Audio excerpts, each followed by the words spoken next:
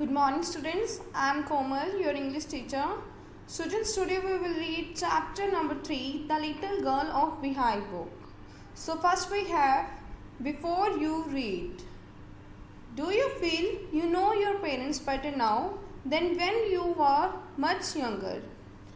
It means, क्या तुम महसूस करते हो कि तुम अपने पेरेंट्स को अब ज़्यादा अच्छी तरह से जानते हो उस समय से जब तुम काफ़ी छोटे थे?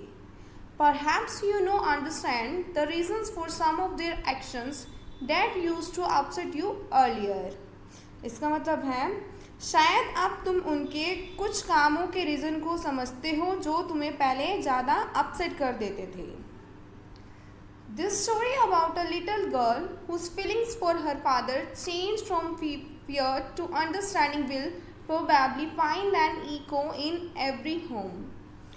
ये स्टोरी जो है एक छोटी लड़की के बारे में है जिसकी फीलिंग्स अपने फादर के लिए डर से समझ में बदल जाती हैं. शायद ऐसे फीलिंग हर घर में पाई जाएंगी. Now let us read this chapter. To the little girl, he was a figure to be feared and avoided. उस छोटी सी लड़की के लिए वह एक डर पैदा करने वाला और टाला जाने वाला एक इंसान था. Every morning before going to work, he came into her home and gave her a casual kiss to which she responded with goodbye father. हर रोज सुबह काम पर जाने से पहले जो फादर थे उसके कमरे में आते, उसे किस करते और बदले में वो पिताजी गुड बाय कहा करती थी. And oh, there was a glad sense of relief when she heard the noise of the carriage growing fainter and fainter down the long road. इसका मतलब है और ओह उसे चैन की सांस आती थी जैसे उसके फादर जाते थे, एकदम से वो रिलीफ फील करती थी. और फिर उसके बाद जो गाड़ी का शोर था वो लंबी सड़क पर धीरे धीरे कम होता हुआ सुना करती थी. कौन सुना करती थी? Little girl. आगे है in the evening when he came home she stood near the staircase and heard his loud voice in the hall.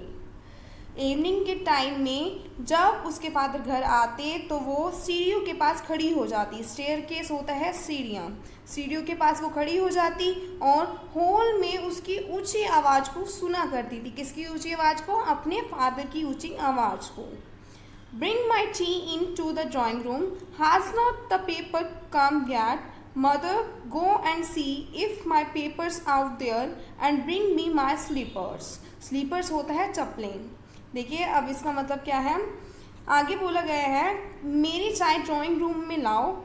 क्या न्यूज़पेपर यानी कि अखबार अभी तक नहीं आया है? माँ जाओ और देखो कि क्या अखबार बाहर है और मुझे अपने स्लीपर्स ला कर दो, मतलब मुझे मेरी चप्पलें ला कर दो. ये सब कौन कह रहा होता है? लिटिल गर्ल के फादर कह रहे होते हैं. Next paragraph.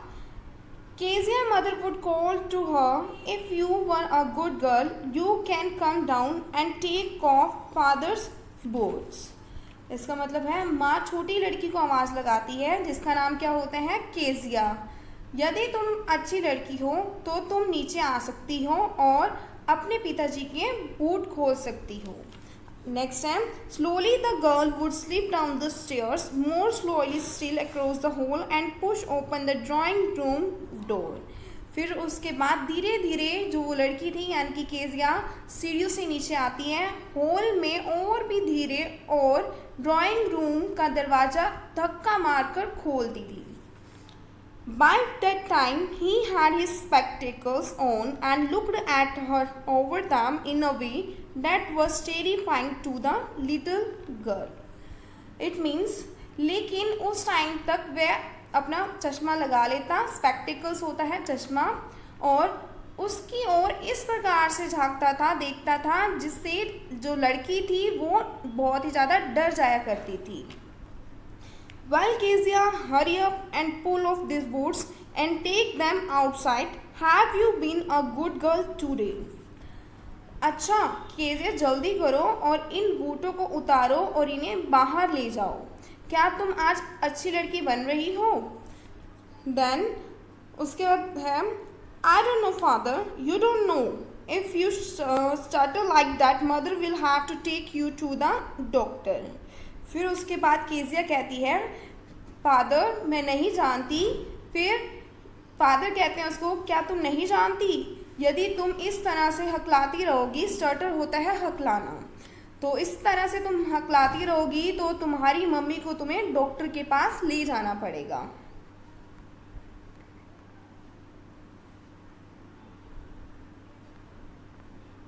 नेक्स्ट पैराग्राफ है थर्ड।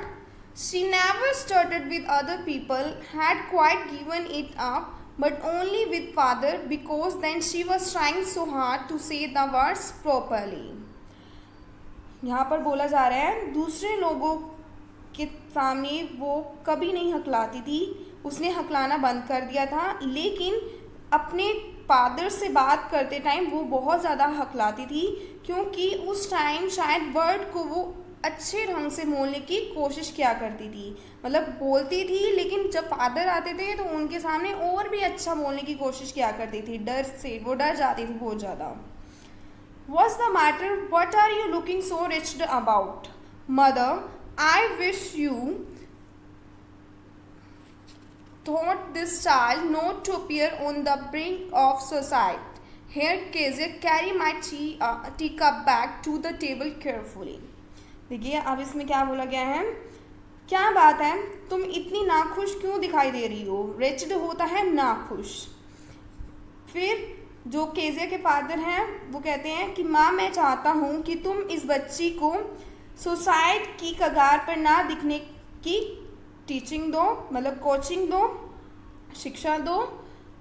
यहाँ केजिया मेरी चाय का कप बहुत केयरफुली तरीके से टेबल पर लाओ। मतलब वो फादर था, मतलब जो फादर थे वो केजिया को कहते हैं कि टेबल पर चाय का कप सावधानी से लेकर आओ, केयरफुली से लेकर आओ। He was so big, his hands and his neck, especially his mouth, when he yawned. Yawned होता है उबासी ली। वह इतना बड़ा था, कौन इतना बड़ा था? उसका फादर इतना बड़ा था कि उसके हाथ और उसकी गर्दन, स्पेशली उसका मुंह इतना बड़ा था जब वो उबासी लेता था। Thinking about him alone was like thinking about a giant. मतलब कि उसके बारे में सोचना, एक तरह से उसके मुंह के बारे में सोचना, मतलब एक राक्षस के बारे में सोचना था। जाइंट होता है राक्षस। Fourth paragraph. On Sunday afternoons, grandmother sent her down to the drawing room to have a nice talk with father and mother. Sunday की दोपहर बाद दादी माँ उसके पिता और माँ से अच्छी बातें करने के लिए नीचे ड्राइंग रूम में भेज दिया करती थी। किसे भेज दिया करती थी? केजिया को।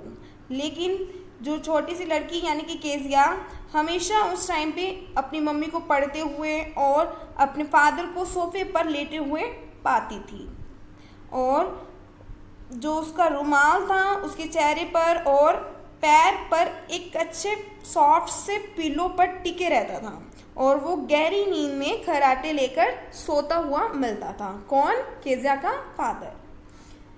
आगे है, she sat on a stool, Gravely watched him until he woke and stretched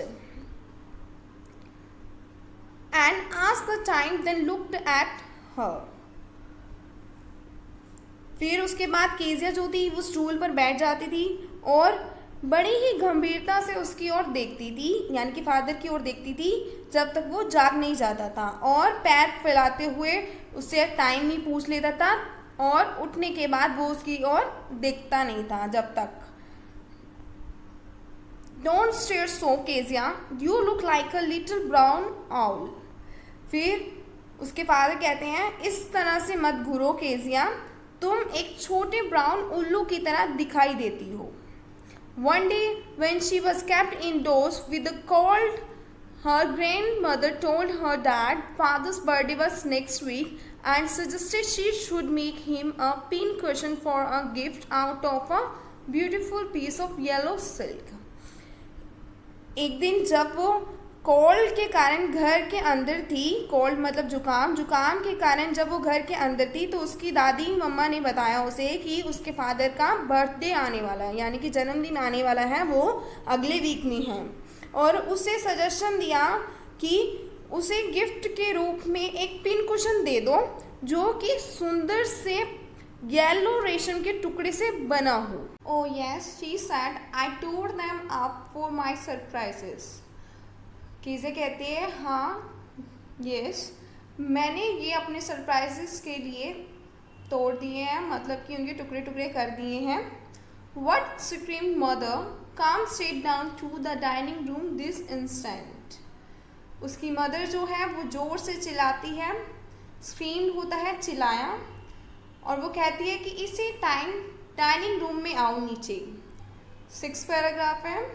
and she was dragged down to where father was pacing to and fro, hands behind his back। और उसे घसीट कर लेकर जाया जाता है उस जगह पर जहाँ पर उसके फादर अपनी बैक के पीछे हैंड्स को लेकर इधर उधर घूम रहे थे। वेल ही सेड शार्पली, वो जोर से चिल्लाए। अच्छा, मदर एक्सप्लेन, मदर ने समझाया। He stopped and stared at the child. फिर केजिया के फादर रुके और जो बच्ची थी उसकी तरफ घूरने लगे। Did you do that? Kezia के फादर कहते हैं केजिया को कि क्या ये तुमने किया है? नो, शी विस्पर्ड, वो धीरे से बोलती है नहीं। Mother go up to her room and fetch down the damn thing, see that the child's put to bed this instant. फिर मदर को बोला जाता है उसके रूम में जाओ और जो चीज़ें हैं बेकार चीज़ें उनको नीचे लेकर आओ। ये सारी चीज़ें देखने के बाद जो बच्ची थी उसको बिस्तर पर सुला दिया गया।